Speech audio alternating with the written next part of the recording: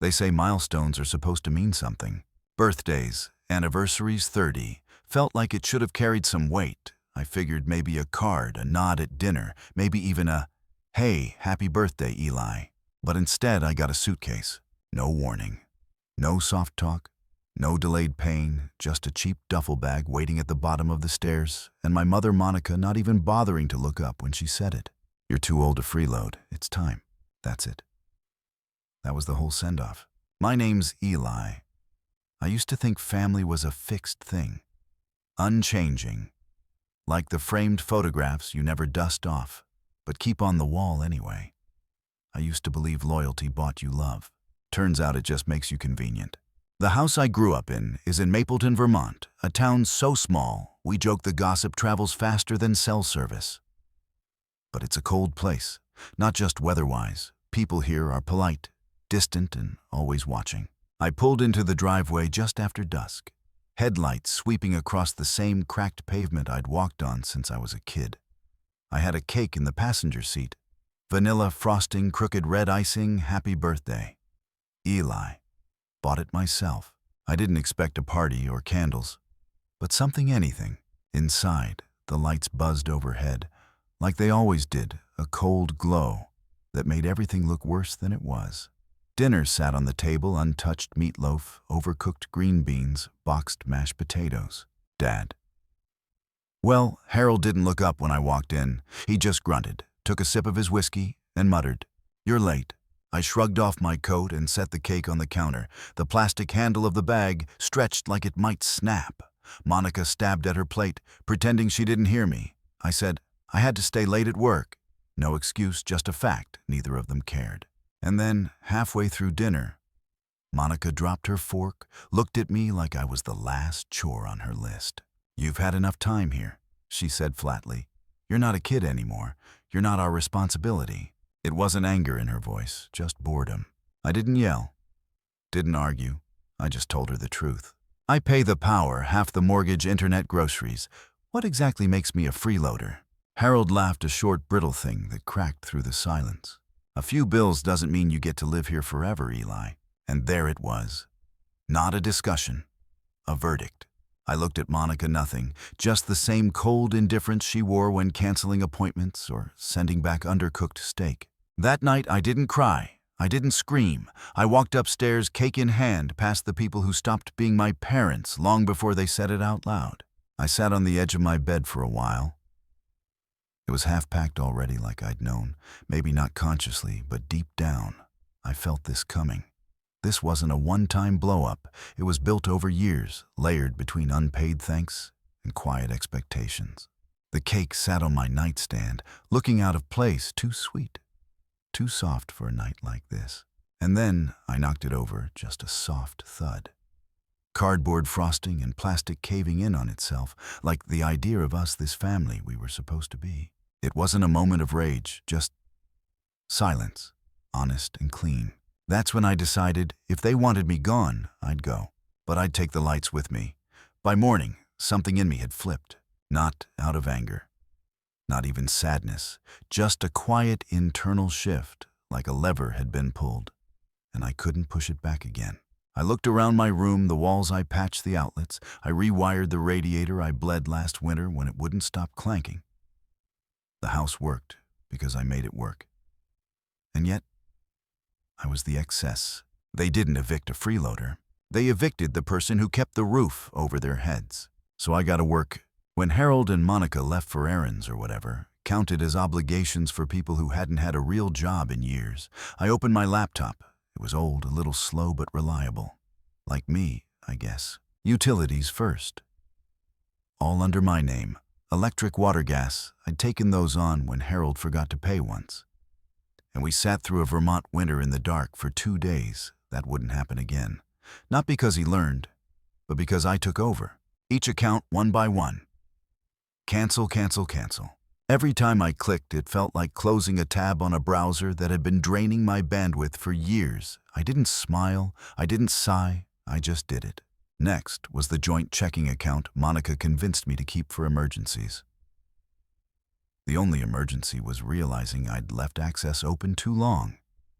I moved every cent into an account I'd quietly opened months ago. Something in me must have known. Then came the internet TV subscriptions, phone plan add-ons, car insurance I'd bundled for a group rate. Harold's truck, Monica's beat-up sedan. Remove, done. I wasn't being cruel. I was just reclaiming the pieces of myself I'd given too freely. I pulled out a legal pad from my drawer and started listing everything I'd just shut off. The physical act of writing helped each item a tether I'd snipped clean. I stared at the list, a timeline of invisible service. And then the memories came. That time, Harold needed a root canal, but didn't have the money. I paid for it in cash, out of the fund I'd saved to move out. He never said thank you, just mumbled something about not needing the damn thing anyway. Or last year when Monica's tires gave out and she called me crying from the edge of town. I left work mid-shift, drove 40 minutes, and bought her a whole new set. I remembered being 16, patching leaks in the roof during a storm while Harold watched TV inside, beer in hand. When the ladders shook and I yelled for help, he just turned up the volume. I kept everything together. And they still found a way to call me a burden. By nightfall, the house had grown quiet again. That eerie, hollow quiet only old homes seemed to hold. They had no idea what was coming. Downstairs, I could hear the television. A laugh track echoed into the hallway. Harold probably nursing another drink. Monica probably scrolling on her tablet. Wi-Fi streaming, thanks to me. I passed them once on my way to the kitchen. Neither looked up. They didn't notice the tension in my posture or the slight relief in my eyes. Don't forget to turn off the lights when you leave. Harold called out lazily, "You're not paying for them anymore." I didn't reply. He'd learn soon enough. Back upstairs, I finalized everything. My phone buzzed once, a message from Jonah, my cousin. Just a meme, a cartoon dog surrounded by fire saying, "This is fine." No caption, but I knew what he meant. He always did. I started writing a goodbye email to Monica and Harold. Something brief, something clean. But halfway through the draft, I closed the tab. They didn't deserve words. They deserved absence. That night, I scheduled every cancellation to take effect at dawn. The heating would click off just as the November frost hit. The groceries would be hard to pay for with a declined card. The Wi-Fi would drop mid-episode. And for once, no one would be there to fix it. Not because I was punishing them, but because I finally accepted the truth. You can't keep saving people who only see you as a tool. Tomorrow I'd be gone, but tonight, I was cutting the final thread. By sunrise, I was already gone. My bag was in the trunk of my aging sedan. The car creaked as it rolled out of Ridgeway's narrow driveway one last time. The old oak trees that framed the neighborhood were almost bare now, their last golden leaves fluttering onto the sidewalk like nature was signing off on the end of something. I didn't look back. Instead, I drove across town to Ruby's apartment. She was the only person who hadn't asked questions when I showed up with my stuff in a laundry basket and a distant look in my eyes. She just opened the door, handed me coffee, and cleared a space on her couch. "You staying a few days or forever?" she asked. "Not sure yet," I said. "Either way," she replied. "Bathroom's down the hall. Don't touch the banana bread, and you'll do the dishes if you stay longer than 2 nights. I laughed for the first time in weeks. That morning, the calls started. Monica, first 8. Missed calls, 3 voicemails. Each one layered with faux concern, like she was auditioning for sympathy. "Eli, there must be some mistake. You wouldn't just cut us off like this. Please call me back. We're your parents. Parents who told me to leave on my birthday." Then Harold chimed in with a text. "You'll regret this. Blood doesn't disappear just because you throw a tantrum. No concern, just threat veiled in guilt." I silenced my phone. Ruby shuffled in wearing her oversized hoodie holding 2 mugs. She passed me one without saying a word, then curled up on the other side of the couch. "Your hands are shaking," she said. "They'll stop," I replied. By noon, the real fallout started. The internet at their house had gone dark. The heat had stopped. The card Monica used at the grocery store declined. I knew because Jonah texted me. "Uncle H is furious." Aunt M cried in public, "You okay?" I didn't answer him. I just stared at the message for a long time, then locked my phone again. On that evening, Ruby and I went to a fall community event near the church. Pies, music crafts, cider. She thought it might clear my head. I stayed at the edges. Familiar faces from town floated through the square, neighbors, teachers, shop owners. But I kept to the sidelines. Still the whispers found me. Harold was there. He stood under the cider tent loud as ever. My son abandoned us after everything we did for him, just walked away. No warning, no gratitude. Some nodded, but others exchanged glances, quiet. And knowing I wasn't the first to see Harold unravel in public, people remembered things in a town this size. Ruby stepped beside me and whispered, "Don't let him talk." I didn't move. Instead, I wandered past the booths, letting snippets of hushed conversations reach my ears. Didn't Eli pay their bills for years? Wasn't he the one who stayed behind when his mom was sick? I heard he fixed their whole roof by himself last winter. The tide was turning. Later that night, we sat on Ruby's balcony, a thin blanket draped over our knees, her cat curled between us like it had chosen a side. "I should feel worse than I do," I said. She didn't respond, just passed me a glass of warm cider and nodded. Some silences are supportive, but guilt is clever. It showed up the next morning as a voicemail from Monica. "Your dad hasn't eaten. His health is declining. You've made your point, Eli? Please enough." She didn't mention the part where they threw me out, or all the years they leaned on me without thanks, just sadness designed to pull me back in. Then came the relatives. Aunt Clara left a voice message about how family sticks together. Uncle Rob texted, "You'll break your mother's heart if you keep this up." But it was Jonah, honest as ever, who texted the truth. "Dad told your mom to fake chest pains if guilt didn't work." That hit me harder than any voicemail. I sat down right where I stood and let the truth crash over me. The dads till doused. They didn't miss me. They missed what I did for them. That night, Ruby found me still sitting in the hallway, and she didn't ask what happened, just handed me a glass of water and said, "You're not going back, I know that, look." She was right. I went to my room, opened my phone, and began deleting contacts. One by one. Monica Harold, Aunt Clara Rob, every number that tied me to obligation, silence, or guilt. I didn't cry. I didn't feel much of anything, just an overwhelming relief. Then I blocked them all. No announcements, no goodbyes, just a firewall, quietly built between me and the people who thought love meant access. When I finally turned off my phone, I sat for a moment in the dark, and for the first time in my adult life, I wasn't waiting for the other shoe to drop. For a few days, things were quiet. I helped Ruby rearrange her bookshelves, filled out job applications, and tried to ignore the tight ball of unease still sitting under my ribs. Then Carrie, a former coworker, sent me a screenshot. "Hey, have you seen this? Your dad's gone off on Facebook." I tapped the link, not expecting much, but the post hit like a brick. Some sons are raised to be grateful. Some turn into cowards. After all, we sacrificed ours, left us cold, hungry, and abandoned. Pray for us. The words blurred as I read them. Over 100 comments already. Some were generic prayers, others were vicious. What kind of son does that to his own parents? Ungrateful? I hope he regrets it for life. I dropped the phone onto the counter. Ruby looked up from the stove, worry on her face. "Let me guess," she said, flipping an egg. "They're rewriting history." I nodded. "Are you gonna let them?" Her question was blunt, but not unkind. No, I said, not this time. That afternoon, I opened the folder I'd kept buried for months. Receipts, emails, bank statements, texts, proof that everything Harold and Monica had said was a lie. Years of bills, paid loans, covered services in my name. Every dollar I gave them was accounted for. Every ignored birthday. Every time I canceled my own plans to cover their screw-ups. The paper trail was long, but it was mine. For hours, I scanned documents and organized screenshots. Each click was a reminder. I wasn't imagining any of it. I hadn't exaggerated. I hadn't abandoned them. They had abandoned me long before they told me to leave. By sunset, I had everything ready. Ruby peered into the room. "You gonna post it?" she asked. I stared at the open laptop, my heart steady for once. "Not yet," I said. "Let them keep talking. Every lie they tell makes the truth louder."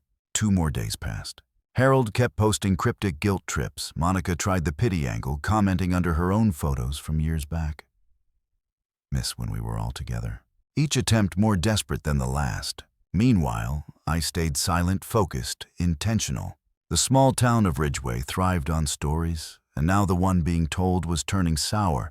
I heard from friends that people were asking questions, that neighbors were starting to remember things. Didn't Eli pay their electric bill all last winter? Weren't they always calling him when something broke? Wasn't he the one who stayed home when his mom was sick? The story was cracking, and then it split wide open. I posted everything, not in a rage, not in sadness, just clearly a thread. I began with screenshots of utility bills, my name on the accounts. Then mortgage payments from my account, emails with the landlord where I arranged repairs, texts where Monica thanked me for covering another unexpected cost. I ended it simply. They asked me to leave, so I left, and I took everything I gave with me. If you want to call that abandonment, that's on you. I call it survival. For a few minutes, the post sat quietly. Then it started to move. Dozens of shares, then hundreds, comments from people I hadn't spoken to in years. I always wondered why you stayed so long. This explains so much. Proud of you for speaking up. Old teachers, neighbors, even some of Harold's friends chimed in, shocked, disappointed, rethinking everything. The town had known something was off. They just hadn't had the full story. Until now. Harold tried to fire back. He posted a bitter status that read, "My son is confused. We had disagreements. Now he's trying to shame us publicly. Sad." It backfired. Underneath, someone commented, "You always said you didn't pay for anything because Eli was good with money. So which is it?" Others followed. The mask was slipping, and nobody was buying it anymore. Monica left me voicemails, her voice trembling. "We didn't mean for this to happen. Please take it down. People are calling us. You've humiliated us." But I knew it wasn't about remorse. It was about optics. They weren't ashamed of what they did. Just that the truth had teeth. Later that week, Ruby and I went to the town's fall festival. The air smelled like kettle corn and cider. Kids ran around in Halloween costumes. The town square buzzed like nothing had happened. And yet, everything had. As I walked past the booths, eyes followed me, not with scorn, with recognition. A few people nodded. One older woman who used to know Monica from church squeezed my arm gently and said, "You deserved better." We knew, we just didn't say anything. It almost broke me. That quiet, overdue validation. Back at Ruby's apartment that night, I sat by the window with a mug of tea watching the town lights blink on, one by one. And for the first time in my life, I didn't feel like I was disappearing. I felt seen. The fallout came fast. I thought the worst was behind me after the post went viral. But people like Harold and Monica don't take accountability. They weaponize guilt. When public opinion turned against them, they escalated. It was a Tuesday morning when the knock came. I opened the door and found a sheriff's deputy standing there with a clipboard and a manila envelope. "Eli Grant," he asked, like he already knew. I nodded. "You've been served. Civil suit contact info's inside." He turned and left before I could ask a single question. Ruby stared at me from across the room, her mug halfway to her lips. They didn't. I dropped into the chair and opened the envelope. Lawsuit filed by Harold Grant. The charges: financial abandonment, emotional elder abuse, theft. The gall! They're suing me. I muttered, stunned. After everything? Ruby sat down next to me, eyes sharp. "This is a tantrum in paperwork form." She was right. Still, that old shame started to flicker again. Maybe I'd gone too far. Maybe I should have kept it all quiet. No, not this time. By lunch, I was on the phone with a legal aid group out of Columbus. I told them everything. Sent them the posts, the receipts, the statements. They were quiet for a moment before the paralegal said, "Honestly, you might want to consider filing a countersuit. This could qualify as financial exploitation under coercion." I hadn't thought about suing back. I didn't want revenge. I just wanted peace. But peace wouldn't come if I let them keep painting me as the villain, so I filed. The countersuit wasn't about spite. It was about truth. It outlined years of unpaid debts in my name. Emotional manipulation and coercive control masked as parental care. The next day, Vera called. "Eli, please, she said, her voice trembling. "We didn't mean to hurt you. You're blowing this out of proportion. Your father's health is delicate. We just want to fix things." "Fix what?" "The life you tore apart and tried to sue." I hung up. Then came Harold's text. "You think you've won. Family always wins in the end." Funny, that word again, family. I looked at that message for a long time. And then I opened a drawer. Inside was the plastic happy birthday cake topper from that night. Bent, useless, but I'd kept it anyway. That little piece of cheap plastic used to mean something, a symbol of hope. Now it was a relic, a fossil of who I used to be, someone who kept hoping people would change if I just gave enough. I whispered aloud to no one. Family isn't blood. It's who shows up for you, who values you, who sees you. 2 days later, I walked into the police station with my legal paperwork and an advocate from the AITA office beside me. The fluorescent lights overhead buzzed faintly, and the whole place smelled like old carpet and quiet anger. Inside the mediation room, Harold and Monica sat opposite me. He looked furious, she looked tired. The officer laid everything out clearly. "If you pursue this claim," he said to them, "Mr. Grant is prepared to counter-sue with documented evidence of financial coercion. We recommend mediation or dismissal." Harold turned red.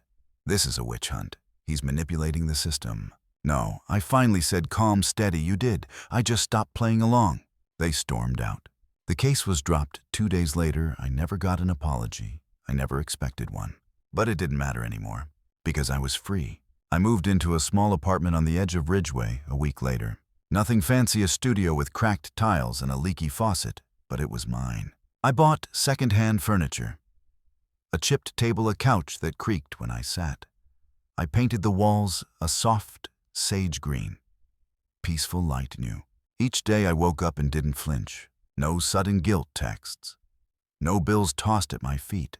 No voice telling me I owed something just for existing.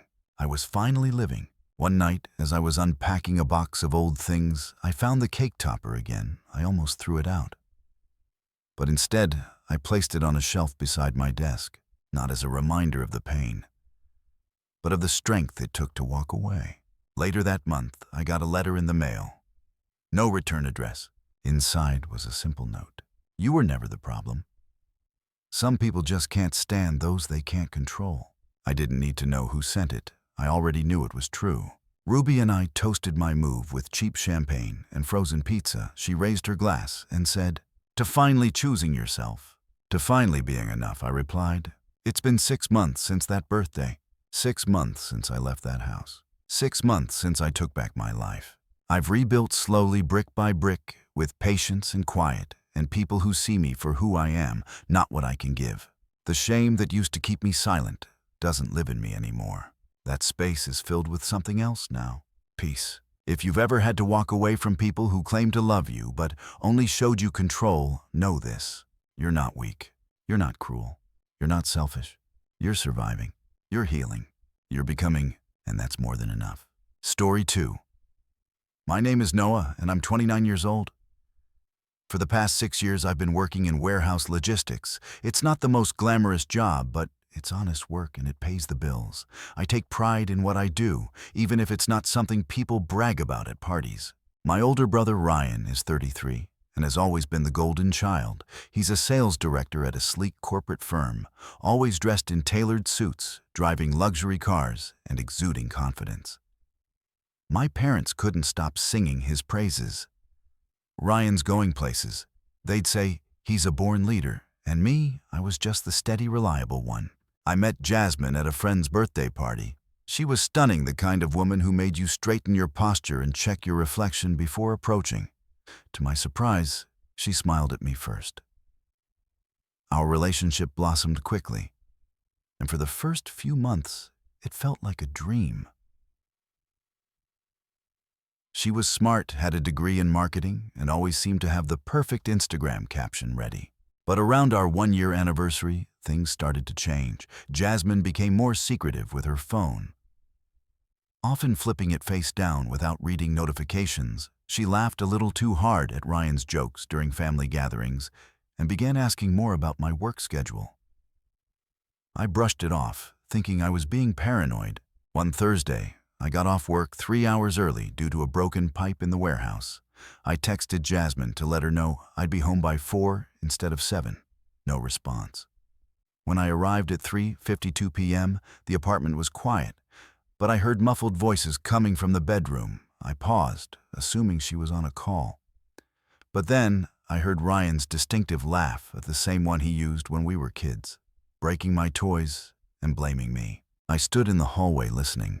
"Alex is never going to do anything big," Ryan said. "He's stuck in that same warehouse job, no drive, no fire." Jasmine replied, "Oh, I know he's sweet, but sweet isn't sexy. It's not dependable. I need someone who knows what they want." My heart sank. I turned the doorknob and walked in. They were sitting on the bed, not touching, just talking. Jasmine looked up annoyed, as if I'd interrupted something important. "What the hell is this?" I asked, my voice cracking. Ryan smiled smugly.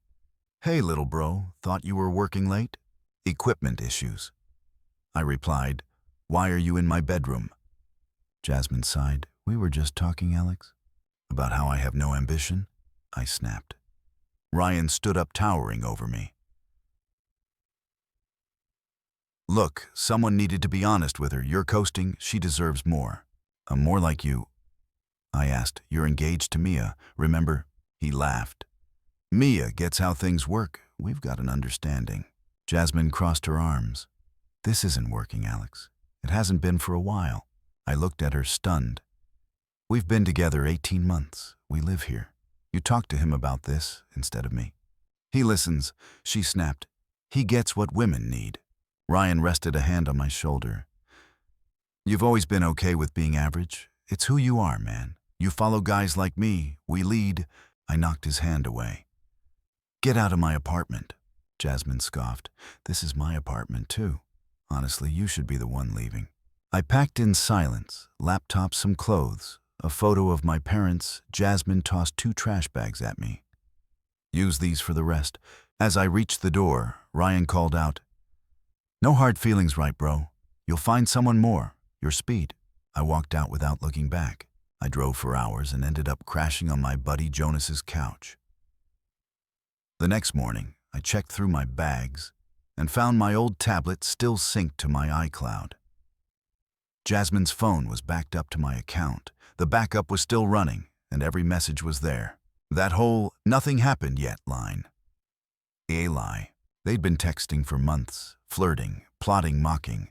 It wasn't just cheating, it was a game to them. I sat on the edge of the motel bed reading message after message, Ryan bragging about taking credit for my ideas, Jasmine laughing about how easy it was to manipulate me. I created a new Google Drive folder, labeled it "In Case I Forget," and saved everything, every message, every time-stamped call, every picture. This wasn't about heartbreak anymore. It was about reclaiming my dignity. After leaving the apartment with my life stuffed into trash bags, I didn't cry. I didn't rage or shout. I just sat in that dingy motel room, numb. The walls were thin, and someone in the next room was watching an old sitcom way too loud. But I couldn't bring myself to care. The tablet glowed in my lap. Jasmine's texts kept updating thread after thread. It was all there. The flirting, the sneaking around, the jokes at my expense. She even sent Ryan pictures, not just selfies, intimate ones.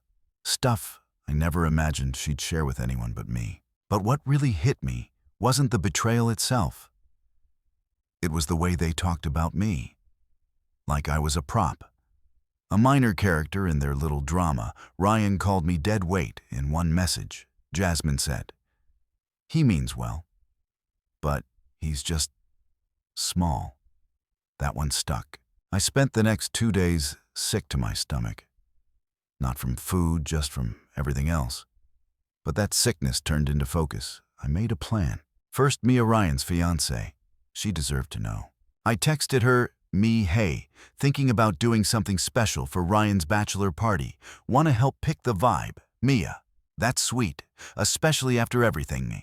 "Everything, Mia." He said you and Jasmine split on good terms, that it was mutual. Of course he did. We met for coffee the next morning at this hip place. She liked plants on every shelf. Drinks with oat milk by default. Mia looked sharp but tired. like she hadn't slept in days. We exchanged pleasantries. Then I handed her my phone. "You should read this," I said. She hesitated, then started scrolling. I watched her face change, neutral, confused, hurt, angry. She got quiet after that. "Has he done this before?" she asked, finally. I told her what I knew, about the cheating in college, about the weird timing with my ex in high school, about the lake trip with our cousin's best friend. None of it was new for him. This wasn't love. It was ego. And I'd just been in the way. Mia didn't cry.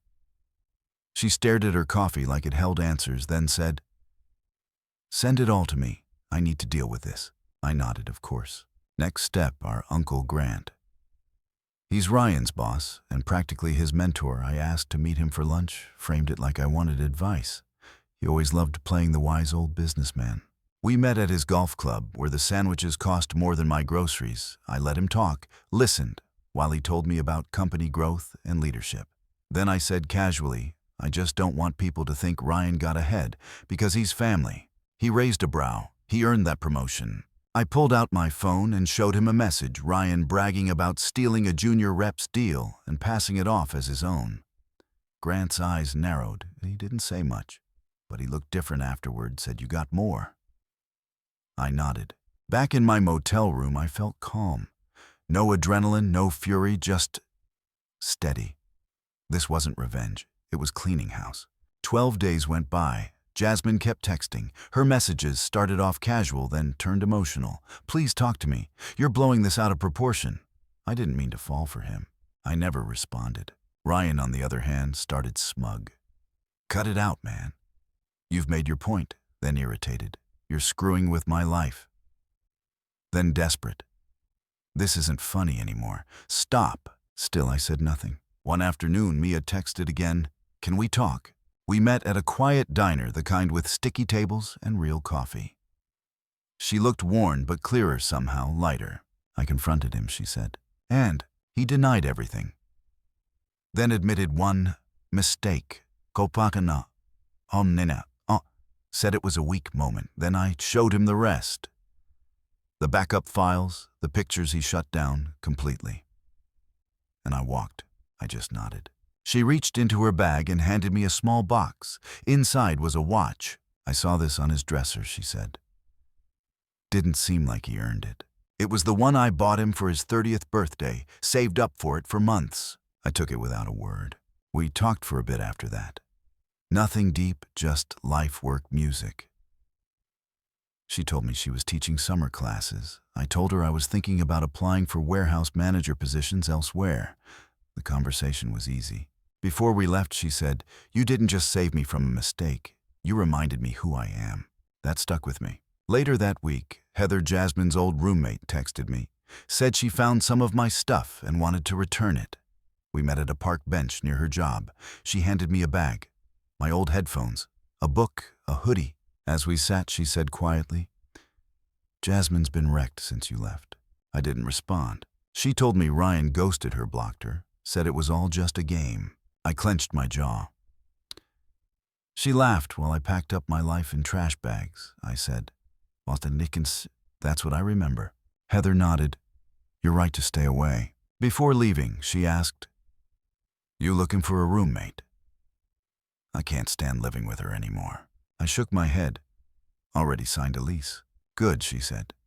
"You deserve peace." And that night, in my quiet new apartment with its chipped walls and bad plumbing, I sat on the floor drinking cheap beer and listening to the silence. It didn't feel empty. It felt earned. The apartment was old, the kind of old that creaked with every step and smelled faintly of dust and yesterday's rain. But it was mine. No more sleeping on friends' couches, no more listening to strangers argue through thin motel walls, just me, four walls, and a sense of calm I hadn't felt in a long time. I hung the watch Mia returned Ryan's birthday gift for me on a hook by the door, not because I wanted to keep it, but because it reminded me of the cost of giving too much to the wrong people. The days started to blend. I went to work, came home, cooked basic meals, slowly unpacked the boxes. For the first time in months, my life was quiet. Still bruised, but healing. Then the past started knocking again. My mom called. Ryan showed up drunk last night. She said her voice sounded brittle. Said Mia left him. Said work's falling apart. He didn't look good, Alex. I didn't say anything at first. Then I told her I'd come by the next day. It was time. The next evening, I walked into my parents' house, carrying a manila folder stuffed with truth, screenshots, messages, receipts. I sat them down at the kitchen table. The same table where Ryan used to gloat about his bonuses and promotions, where I used to sit quietly while they asked if I was trying hard enough. They didn't say much as they flipped through the papers. Mom kept her lips tight. Dad rubbed his hands together like he was cold. Halfway through the stack, Mom whispered, "He told us it was mutual, that you both wanted the breakup." Of course he did. I didn't say it out loud. I just nodded. When they finished reading, Dad sighed. "That Mia's number?" he asked, nodding toward one of the pages. "Yeah," I said, "she sent those to me herself." There was a long pause. Then Mom looked at me. "Really, looked, we failed you," she said quietly. I blinked. "What?" "We always thought Ryan needed more attention. More help. We thought you were okay on your own. We didn't see what that did to you." I didn't know what to say. Dad reached into a drawer, pulled out an envelope, and slid it toward me. I opened it. Cash, a decent amount. "It's not a handout." He said, "It's something we should have done a long time ago. For you." I didn't thank them, not because I wasn't grateful, but because I didn't want to make a big thing of it. I just nodded. Quiet thanks, honest thanks. Before I left, Mom hugged me. The kind of hug you only give when you finally realize what someone's been carrying all this time. "Are you okay?" she asked. "Getting there," I said. A few days later, Mia texted me again. "Got something for you," she wrote. "Can we meet?" We met at a quiet donut shop near her place. She handed me another small box. I opened it. Inside was a keychain, my keychain one. I thought I'd lost a year ago. Turns out it had been at Ryan's apartment this whole time. "I figured you'd want it back," she said. We talked a bit after that. Nothing heavy, just small things, her students, my job life stuff. It was nice, comfortable. "I'm still figuring things out," she said at one point. "But thanks for giving me a reason to finally walk away." "You did that yourself," I said. I just held up the mirror. She smiled. Not a flirty smile, not a forced one, just peace. Later that week, Heather messaged me again, Jasmine's old roommate. "Got a few more of your things," she said. "Want to meet at the park again?" I agreed. She brought a small tote bag, books, a sweater, some random cables. "She's not doing well," Heather said. "She's been crying all the time. Says she messed up everything." I stayed quiet. She also said Ryan blocked her, ghosted her like she was never there. I looked at the ground, kicked a stone near the bench. "She loved you," Heather added. "She just didn't know how to show it until it was too late." I nodded slowly. She laughed when I packed up my life into garbage bags. I said, "That's what I remember." Heather nodded. "You're right to stay away." Before she left, she asked, "Still not ready for dinner?" I smiled a little. "Still not ready." She understood. That weekend, my family decided to have a small dinner. Mom said it was time to start healing. Dad grilled chicken skewers. Aunt Karen brought her infamous casserole. It felt almost normal, except for the fact that Ryan wasn't there. "Where's he staying?" I asked casually. Mom stared down at her plate. "With a friend. He's reflecting." Uncle Grant showed up late, sat beside me during dessert. After some small talk, he leaned in. "There's a position opening up," he said. "Not the one Ryan was aiming for, but something solid. Thought of you." I raised an eyebrow. "Why me?" He shrugged. "You've got a better head on your shoulders than I gave you credit for." I didn't give an answer that night. I just sat with it. Later that evening, I opened Jasmine's last message, just one. "I know you'll never forgive me. I wouldn't either. Ryan never loved me. He just wanted to beat you. And I helped him do it. That's something I'll carry forever. I'm sorry." I stared at it for a while, waiting for something to hit, anger, sadness, closure. But nothing came. Just stillness. I blocked her number, put my phone down. That night, I slept with the windows open. The breeze was cool. Clean, it rustled the curtains softly like the world was telling me, "You made it through." And maybe I had. Maybe this was what healing actually looked like. Not loud, Not triumphant. Just quiet, solid mine. Story 3, I heard them before I could move. I was in a coma, or at least that's what the charts said. But my brain fully awake, no movement, no speech, just stillness and silence, while every word sank like a knife. He's not going to make it, and my brother said, we should access his money now. And then my mom, my own mother, actually asked, can we? They thought I was already gone. I wanted to be. Let me back up. My name's Derek. I'm 34. I've worked in logistics since I was 19, saved every dime, never missed a shift. I'm not flashy. I don't party. I don't live on credit. I grind. That's who I've always been. Meanwhile, my older brother, Jesse, 38, has made freeloading into a lifestyle, gambling bounced leases, weekend Vegas runs, the kind of guy who wears fake watches and still thinks he's a CEO. My mom, Sharon, not much better. She hasn't worked since I was in high school, spends her days watching talk shows and pretending ordering off QVC is a form of budgeting. She calls it retail therapy. I call it what it is, draining. Then there's my younger sister, Rachel. She's 29, influencer aesthetic barista income. Her credit cards are a fire hazard. But at least she's nice, or used to be.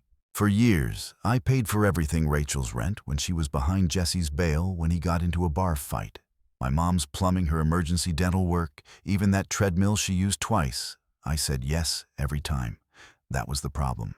They didn't see a brother. They saw an ATM. And then a piece of machinery in my warehouse malfunctioned. A loading arm collapsed. I don't remember the sound, but I remember the weight. My ribs shattered, skull fractured, blood in my lungs. I flatlined once in the ambulance. They stabilized me and induced a coma. Doctors said it was a miracle I made it past the first 48 hours. Too bad my family didn't see it that way. The worst thing about being stuck in a coma, you hear everything. The slurred goodbyes, the phony prayers, the way people speak when they think you're gone. Day 3 was when I realized I could process it all. Not just noise, meaning sentences, conversations. And what I heard made me wish I hadn't survived. I mean, he won't even know if we help ourselves. Jesse said his brain's fried. Mom actually laughed. Rachel whispered something about this feeling wrong. But Jesse shut her down fast. You've got bills? You want him to rot in this bed while you're eating ramen? Grow up. They talked about my bank app like it was theirs, mentioned pulling just a bit to cover expenses. Then Jesse classic. Jesse joked, if he croaks, cremation's cheaper. And my mom giggled again. I didn't cry. I couldn't. But if I could have clenched my jaw, I would have cracked teeth. They didn't just expect me to die. They wanted it. That $92,000 in my savings. It wasn't a number. It was years of overtime, skipped birthdays, broken holidays. It was winter mornings at bus stops while they asked me for help from heated apartments. And now they were circling like vultures over my barely breathing body. I wanted to scream. Instead, I counted ceiling tiles, vent clicks, anything to stay sane. A nurse named April wiped tears from my eyes and whispered that some coma patients respond to emotional stimuli. If only she knew what I'd just heard. Day 5 was when it changed. A new nurse. Sam checked my vitals and whispered, "You're in there, aren't you?" I squeezed her hand. Barely, but I did. She didn't flinch. Good. Let's keep that between us. That was the first time I felt like I had a chance. Not just medically, but strategically. Because if they thought I was brain dead, I could play along. Let them reveal every scheme, every plan, while I listened in silence. So I did. The day the doctors said they'd start easing me out of sedation, Jesse muttered, "So, when do we get power of attorney?" And Mom replied, "Let's wait. Don't want to seem too eager." That night, Sam left my phone on the side table. "Just 20 minutes, she whispered. I texted Elijah. He's my best friend, has been since freshman year. We bonded over math homework and cheap ramen. I told him everything.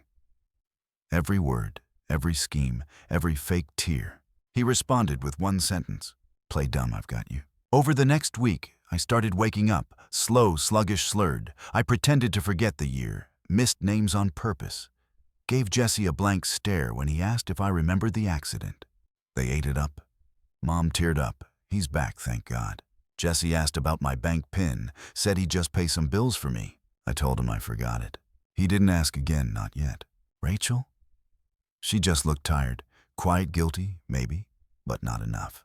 By the end of that week, I could sit up, speak full sentences. I told them I'd stay with Jesse after discharge to recover. He lit up. He thought he'd won.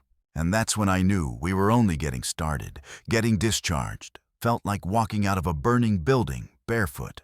I was exhausted. My body still ached, especially my left side, and I couldn't do much more than shuffle from room to room. But I smiled through it, played the part. That's the thing people forget. Once they think you're weak, they stop seeing you as a threat. So when Jesse offered his couch, I said thank you, like he was saving my life. He wasn't. He was just handing me a front row seat to my own betrayal. Jesse's apartment looked exactly how you'd expect: dirty dishes in the sink, takeout boxes stacked on the counter, and that musky smell that clung to every bachelor pad that hadn't seen a mop since college. He cleared off the couch, tossed me a scratchy blanket, and handed me a water bottle that may or may not have been used. "Just get better, man," he said. "We got you." I thanked him. I meant none of it. Elijah had set everything up. A fake bank app. Perfect replica of the one I actually use. Same layout, same colors, even the balance was close enough to be believable. $86,900 in checking, $24,300 in savings. Enough to make someone greedy feel confident, not suspicious. Meanwhile, my real accounts were moved. New bank, new passwords registered under an LLC with Elijah listed as co-executor. Every piece of that $92,000 now sat behind a digital vault, the app Jesse would eventually see. It was a trap, a mirror, a weapon, with a glowing login screen. All I had to do was bait him. First night at his place, Jesse brought over pizza, said it was the least he could do. He watched me eat like I might drop dead mid-bite. "You good?" he asked. "Still foggy," I mumbled. "It's weird, like I know stuff, but I don't remember where I put anything. Numbers are the worst." He perked up. "You having trouble with passwords?" "Yeah, everything I said. Like my bank. I know I should check it, but I keep getting locked out." He nodded slowly, like a vulture circling. "You want me to take a look?" he asked. "Just to help." "Could you?" I blinked. "Course, bro. That's what family's for." The next morning, I handed him the decoy phone. He spent 10 minutes just poking around the app. "You've got more than I thought," he muttered. "That savings account alone." I faked a yawn. "Think it's enough to pay off the hospital?" "Oh, definitely," he said quickly. "But if you want, I can help you manage it. Move things around, pay off your cards. I know you're not up to it yet." I nodded. "Thanks, man. Just don't do anything without asking." He laughed. Of course not. He was already planning. That afternoon, Mom stopped by. She brought soup in a takeout container and pretended it was homemade. "I've been so worried," she said. I stared at her and felt nothing. Then she sat down and smiled the kind of tight, rehearsed smile people wear at funerals when they're waiting for the will to be read. "I know money's awkward right now," she started, "but I've been looking at contractors for the kitchen. Nothing crazy, just a backsplash." "Thought you were broke," I said. She waved that off. "It's an investment," I figured. "Well, if things work out, I'd get a little help." "You mean from my savings?" Silence. Then a smile. "Well, you don't need it, all right?" I didn't respond. Kelsey came by later, quiet eyes, tired, phone always in hand. She didn't ask for anything, but I noticed her screen when she opened Instagram. A notification from her credit card company. Payment received, $11,000. Interesting. Her balance wasn't zero the week before. She didn't thank me. She didn't even mention it.